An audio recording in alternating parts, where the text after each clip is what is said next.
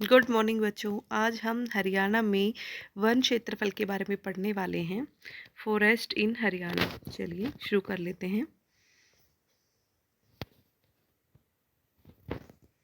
ये हम 2019 की रिपोर्ट पढ़ेंगे और इसकी स्टडी करेंगे कि इसके पहले जो रिपोर्ट आई थी 2017 में, तब हमारी स्थिति क्या थी। जब हमारा हरियाणा बना था तब हमारी स्थिति क्या थी। ठीक है, ये सब हम देख लेते हैं। चलिए, 2019 में जो रिपोर्ट आई है उसको हम स्टडी करेंगे, लेकिन पहले हम ये जानते हैं कि जब हमारा हरियाणा बना था तब हमारे पास कितना वन भूभाग था। तो टोटल एरिया हरियाणा का कितना है? 44,212 वर्ग किलोमीटर। तो टोटल एरिया का वन क्षेत्रफल कितने फीसदी था? तो यह 3.9% एरिया पर वनों का विस्तार था। ठीक है। अब इंडिया की 1988 में राष्ट्रीय वन नीति आई थी और उसके तहत ये कहा गया था कि 33% भूभाग पर वनों का विस्तार होना चाहिए। लेकिन हरियाणा की जो वन नीति है वो 2006 में आई थी, जिसके तहत यह कहा गया था कि 20% एरिया पर हमारे राज्य में 20% एरिया पर वनों का विस्तार किया जाएगा। लेकिन अभी तक हमने इस टारगेट को पूरा नहीं किया है। चलिए देख लेते हैं 2019 की रिपोर्ट। 2019 की रिपोर्ट के अनुसार कुल वन क्षेत्रफल जो है, वन क्षेत्रफल वो है 1602.44 वर्ग किलोमीटर। और ये कुल एरिया का कितने प्रतिशत है? 3.62%। 2017 में ये वन क्षेत्रफल कितना था? ये था आपका 1588 वर्ग किलोमीटर, जो कि कुल एरिया का 3.59% था। यानी कि 2017 में जितने वन क्षेत्रफल था वह जब हमारा हरियाणा राज्य बना था उससे भी कम था, और अब भी कम है भाई। ठीक है, क्योंकि जब हमारा हरियाणा राज्य बना था तब वन क्षेत्रफल कितना था? 3.9%। और अब कितना है? 3.62%। ठीक है, लेकिन 2017 की तुलना में हमने थोड़ा सा बढ़ोतरी की है वनों के विस्तार में, क्योंकि 2017 में यह 3.59% था और वर्तमान में यह 3.62% हो गया है। यानी कि थोड़ा सा मामूली सा हमने सुधार किया है। अब ये कुल अभिलिखित वन क्षेत्र क्या होते हैं कि वनों के अलावा जहाँ कहीं भी आपको ये वृक्ष दिखाई देते हैं, चाहे वो गांव में हैं, शहर में हैं, सड़कों के किनारे पर हैं, जहाँ कहीं पर भी जो वन क्षेत्रफल है, अभिलिखित वन क्षेत्र है, वृक्षों का आच्छादन है, उसको काउंट किया जाता है। तो यह कितना है? यह है 1780 वर्ग किलोमीटर। ये लगभग 4.03% के करीब पड़ता है। इस प्रकार यदि हम दोनों को मिला लें, इस बॉक्स को और इस बॉक्स को, तो ये हमारा वृक्ष और वन आच्छादन टोटल मिला के कितना हो जाएगा? टोटल मिला के लगभग 7% के करीब, 7 पॉइंट कितना बनेगा? 7.65 के करीब यह बन जाएगा। यानी कि हमने अभी तक 10% अपने टारगेट को भी कंप्लीट नहीं किया है। हमने 20% तक ये टारगेट रखा हुआ था, जबकि हम 7.65 तक ही अभी तक पहुँचे हैं। चलिए, अब एरिया वाइज और परसेंटेज वाइज दोनों को साथ साथ देखेंगे कि सबसे अधिक ऐसी कौन सी हमारी डिस्ट्रिक्ट है जहाँ पे सबसे अधिक एरिया में वनों का विस्तार है। तो यह है पंचकुला है। पंचकुला में 390.7 वर्ग किलोमीटर तक वनों का विस्तार है, और परसेंटेज में भी पंचकुला ही टॉप पर है। 43.51% भूभाग पर वनों का विस्तार है।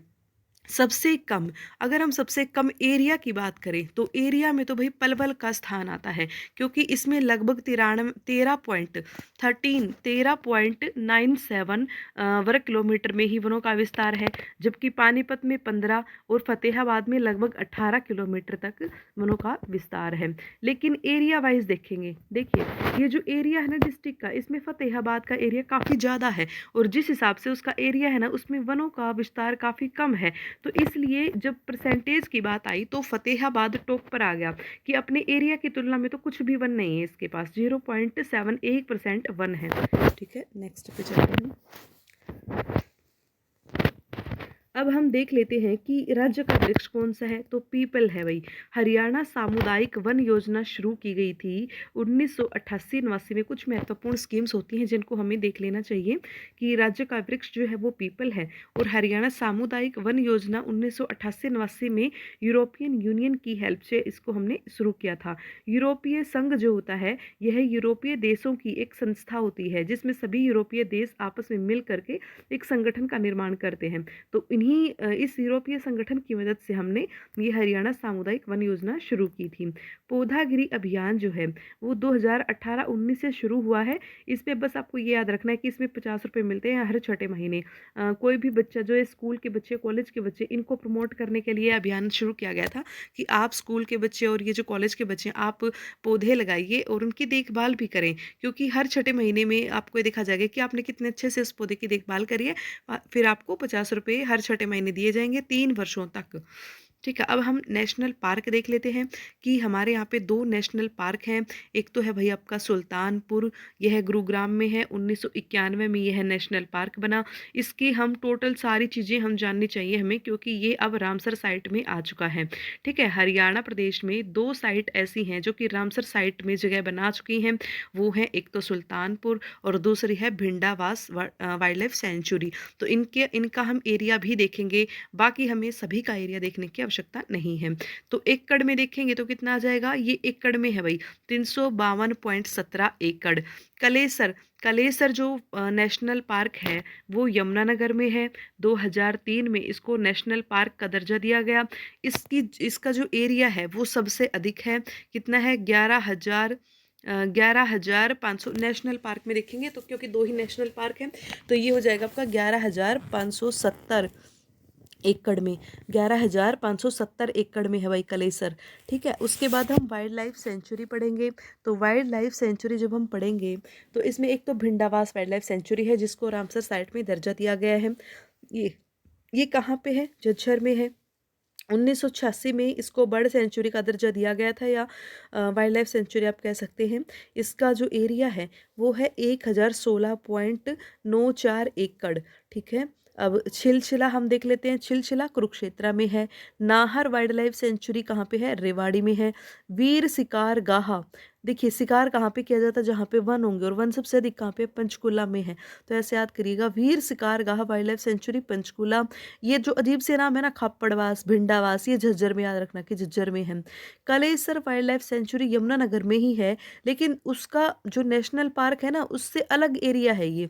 देखिए इसमें कितनी जगह आती है, इसमें आती केवल 222.65 एकड़। ठीक है, खोले ही रेतान, और इसका ही दूसरा नाम है मोरनी हिल्स। तो वो ये वाइल्ड लाइफ सेंचुरी कहाँ पे है, पंचकुला में अपनी पड़ती है। ठीक है, अब है अपने यहाँ पे 2 संरक्षण रिजर्व हैं। 2 संरक्षण रिजर्व हैं, 2 सामुदायिक रिजर्व हैं।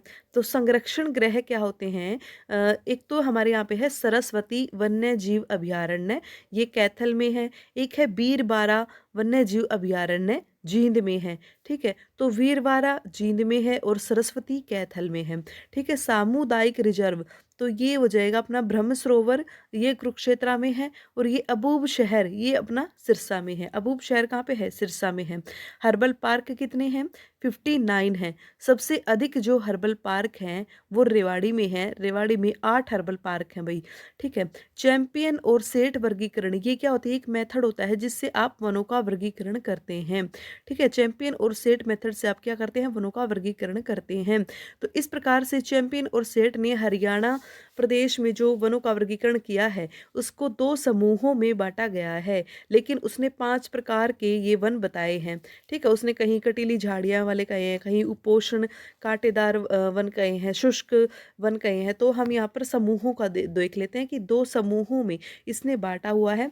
एक है उष्णकटिबंधीय शुष्क पतझड़ वन, दूसरा है उपोषण कटिबंधीय पायन वन।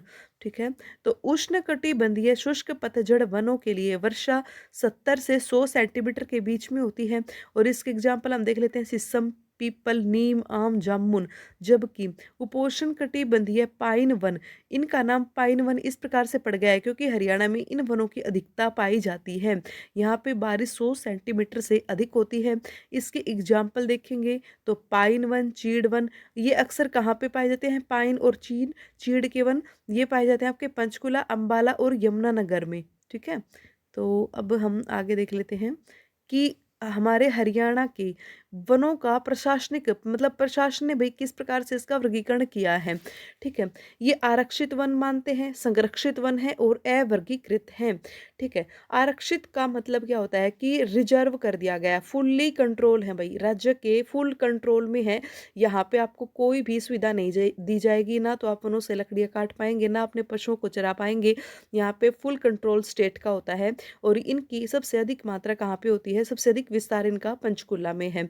संरक्षित भी जो है राज्य के द्वारा कंट्रोल होता है, किंतु थोड़ी सी सुविधाएं जो है स्थानीय निवासियों को दी जाती हैं। भाई वे अपने पशुओं को चरा सकते हैं, थोड़ी बहुत लकड़ियां जो गिरी हुई हैं उनको इकट्ठा कर सकते हैं।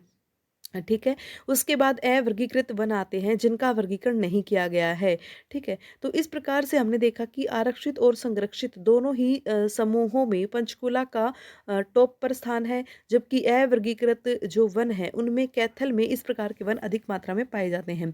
जबकि हमारा वन विभाग इनको इस प्रकार से बांटता है कि राज्य वन, सामुदायिक वन और निजी वन। राज्य वन भाई जो राज्य के नियंत्रण में है, सामुदायिक वन जो समुदाय के नियंत्रण में है, यानी कि वहाँ की जो स्थानीय संस्थाएं हैं, भी नगर पंचायतें हैं या फिर पंचायत है, पंचायत समिति है, ब्लॉक के वन है, इस प्रकार से जो स्थानीय लोगों के ग्राम पंचायत के वन है, ग्राम सभा के वन है, इस प्रकार से इनके समुदाय जहाँ पर वो वन है उस समुदाय के वो वन हैं, तो वो अपना लाभ उन वनों से उठा सकते हैं। ठीक है, निजी वन, यदि किसी व्यक्ति ने अपनी निजी भूमि पर कोई वन उगा लिए हैं तो फिर वो निजी वन कहलाएंगे। ठीक है, आज के लिए इतना ही, फिर इसको कल कंप्लीट कर लेंगे। चलिए।